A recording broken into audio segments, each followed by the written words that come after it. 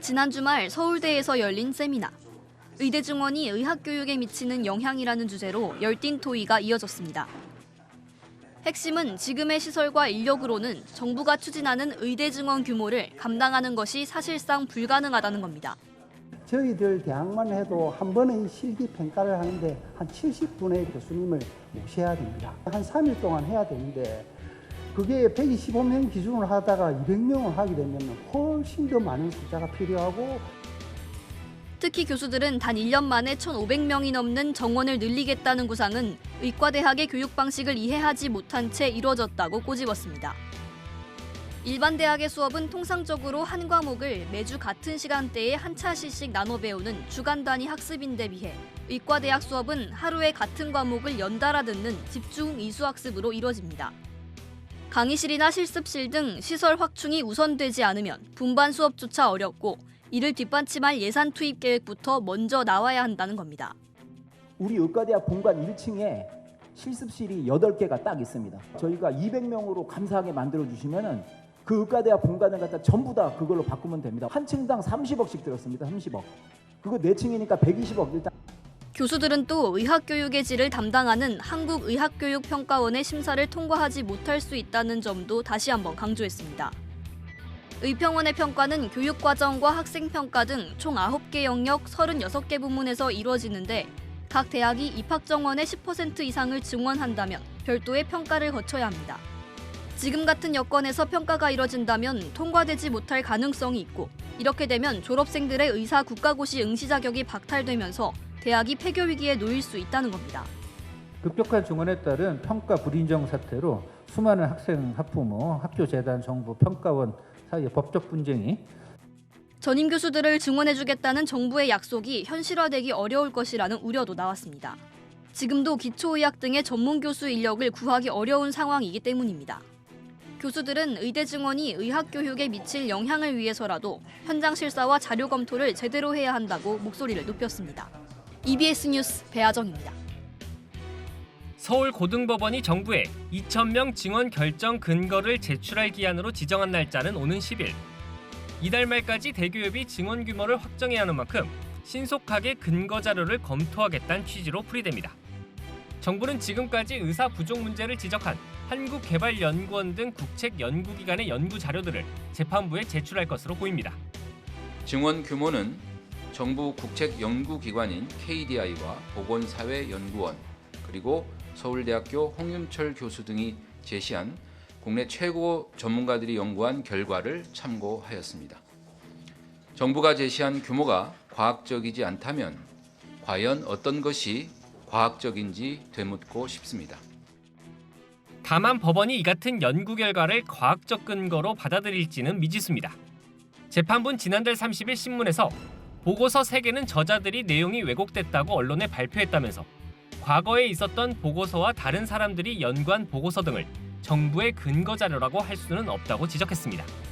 그러면서 재판부는 증원 필요성을 확인할 수 있는 정부의 다른 연구 자료와 함께 각 대학의 교육 여건을 조사한 내용과 배정위원회의 회의록 모두를 제출해달라고 요청했습니다.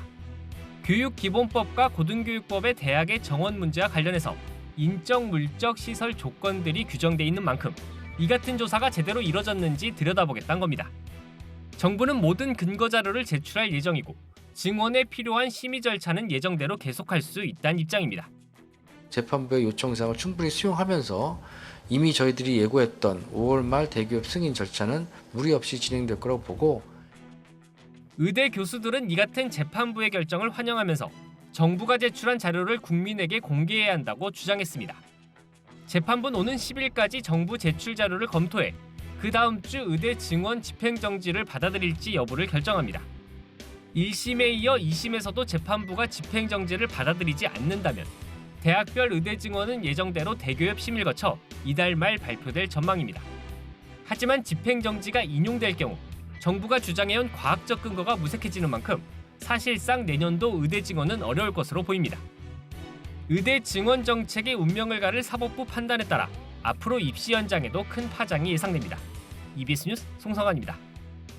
법원이 며칠 전에 이달 중순까지는 이 의대 증원 방침을 최종 승인하지는 말아달라고 이 정부에 당부한 건데 이건 어떤 이유 때문입니까? 네, 그동안 의료계에선 2,000명 증원 계획이 중단돼야 한다며 법원에 집행정지 신청을 제기해왔습니다.